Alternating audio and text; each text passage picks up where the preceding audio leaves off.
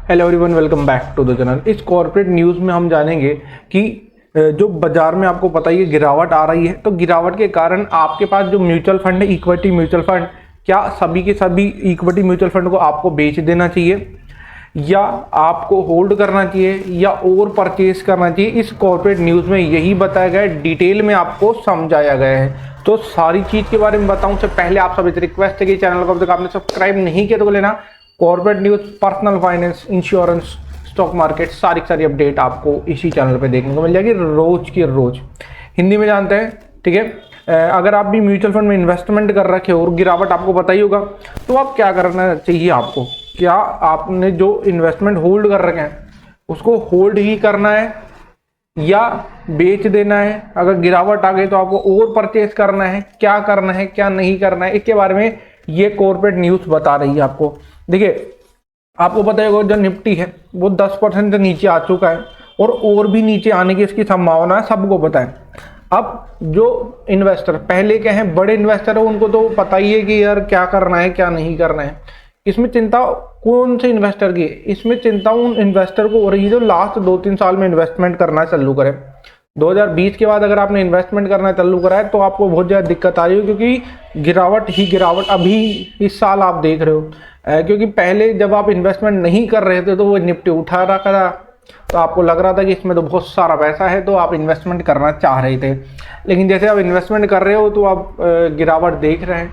अब गिरावट भी देखो, अक्टूबर 2024 की रिपोर्ट देखो, इसमें 5% की गिरावट आ चुकी है निफ्टी में। अब इसमें आपको यही जानना चाहिए कि आपको क्या करना चाहिए और क्या नहीं करना चाहिए, जिसमें आप म्यूचुअल फंड में इन्वेस्टमेंट करो, सेल करो, क्या करो, कहाँ पर इन्वेस्टमेंट करना चाहिए, सारी चीज़ के बारे में डिटेल में जानेंगे कि आपको क्या करना चाहिए। देखो, do it, don't do it और डू इट, ये जान लोगे आपका इन्वेस्टमेंट सुरक्षित हो जाएगा। ठीक है, चलिए वीडियो स्टार्ट करते हैं। ठीक है, तो जानते हैं आपको क्या नहीं करना चाहिए। पहले आपको ये काम नहीं करना चाहिए कि हड़बड़ाहट नहीं करनी चाहिए। हड़बड़ाहट में आपको सारे जो इन्वेस्टमेंट है वो सेल नहीं करना चाहिए, क्योंकि जैसे आप इक्विटी म्यूचुअल फंड सेल कर दोगे सारे के सारे, वापस से आप बाजार में एंट्री लेना आपको बहुत ज़्यादा मुश्किल हो जाएगा। ठीक है, तो हड़बड़ाहट नहीं करनी हो, सारे के सारे आपको इन्वेस्टमेंट सेल नहीं करना है।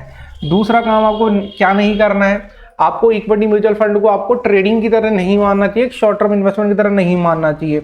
आप ही दे रहे हो कि शॉर्ट टर्म इन्वेस्टमेंट करके मैं अपने जो पैसों को, जो अपनी इन्वेस्टमेंट को कन्वर्ट कर लूंगा कैश में, तो ऐसे नहीं होगा, ये ध्यान रखना। अब आप ये देख रहे हो, तीसरा काम क्या नहीं करना चाहिए, आपको जो लॉस हुआ उसको कंप्लीट करने के लिए या लॉस को रिकवर करने के लिए आप ही देख रहे हो कि सारा इन्वेस्टमेंट कर दूंगा जो आपके पास सरप्लस पड़ा है अमाउंट, और सारा इन्वेस्टमेंट करके सारा मैं लाभ उठा लूंगा। ऐसा भी नहीं हो सकता, ये ध्यान रखना। इक्विटी म्यूचुअल फंड में जितना आपका पैसा है सारा मत लगा देना, नीचे जाएगा तो सारा नीचे चल जाएगा और ऊपर जाएगा सारा ऊपर चल जाएगा। लेकिन आपको पता है कि अभी इन्वेस्टमेंट करने का टाइम नहीं है, नीचे आ रहा है बाजार, तो सारा इन्वेस्टमेंट करो। ठीक है, चौथी बात ये है कि ये भी मत सोचो कि बाजार से तुम दूर रह जाओगे और दूर रह के तुम लाभ कमा लोगे, तो ये भी नहीं करना चाहिए आपको। ठीक है, अगली बात सुनिए। अच्छा, अगला काम आपको ये नहीं करना चाहिए कि अपनी SIP जो जा रही है, मंथली SIP, उसको नहीं रोकना चाहिए। देखो, जो गिरावट आती है ना, वहाँ पे जब आप SIP करते हो तो ये आपको ज़्यादा लाभ प्रोवाइड करेगी जब आपका गिरावट खत्म हो जाएगी। तीसरा काम, अगला काम आपको ये नहीं करना चाहिए, एसेट एलोकेशन से आपको बिल्कुल भी छेड़छाड़ नहीं करनी चाहिए, ज़्यादा दिमाग लगाना ही नहीं, वहीं पे हाथ डालना ही नहीं है। ठीक है, अगला काम आपको ये नहीं करना चाहिए कि ज़्यादा ओवर कॉन्फिडेंस नहीं हो जाओ और आप ये बोलने लगो कि मेरे को पता है कब इन्वेस्टमेंट करना है और कब अपने को सेल करना है।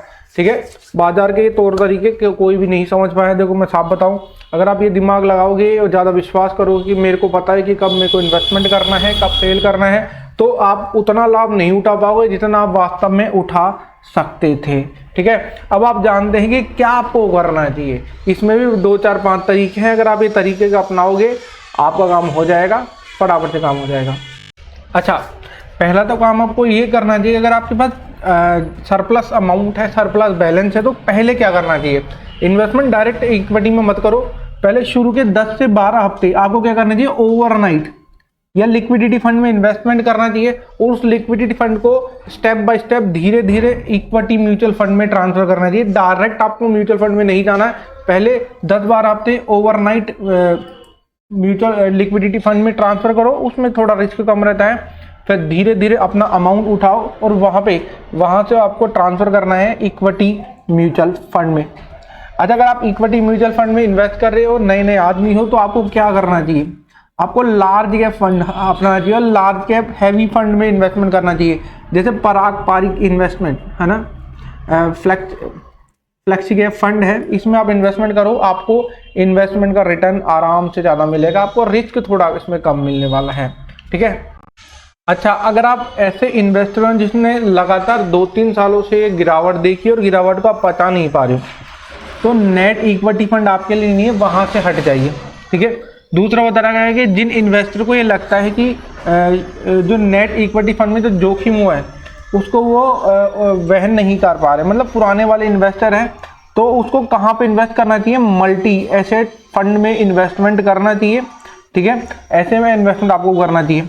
और जिन लोगों ने इक्विटी से ज़्यादा मतलब इक्विटी म्यूचुअल फंड में ज़्यादा इन्वेस्टमेंट किया है, तो उन्होंने क्या करना चाहिए, अलोकेशन उनको करना चाहिए दूसरी एसेट्स में, ताकि जब आप गिरावट आए तो रिस्क थोड़ा कम होता चला जाए। ठीक है।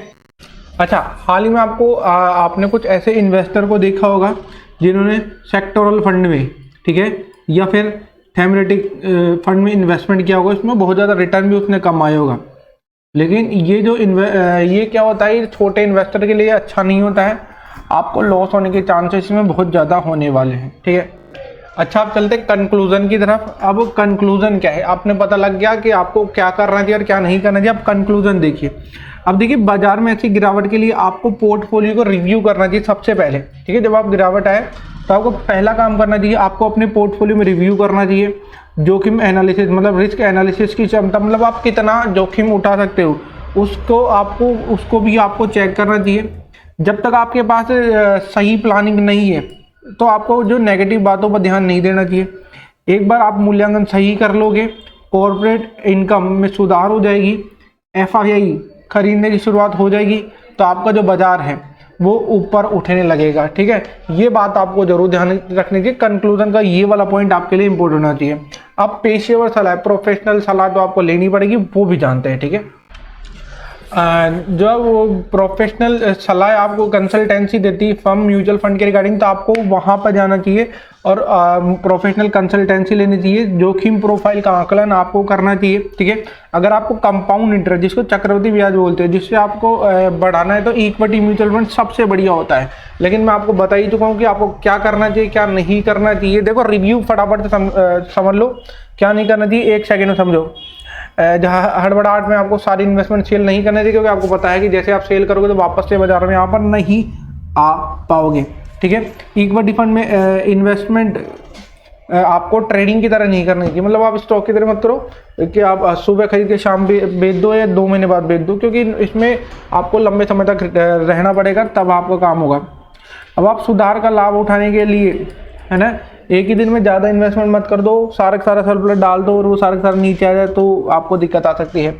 क्या करना चाहिए मैं ये आपको बता ही चुका और कंक्लूजन बता चुका हूँ। वीडियो को पूरा देख लेना, 2-3 बार देख लेना और चैनल को सब्सक्राइब कर लेना। कॉर्पोरेट न्यूज़ की अपडेट आपको यहीं पे मिल जाएगी, सारी की सारी अपडेट आपको रेगुलर मिलती रहेगी। कैसी लगी वीडियो, उसको लाइक करके जरूर जाना। हम मिलते अगली वीडियो में, बाय बाय।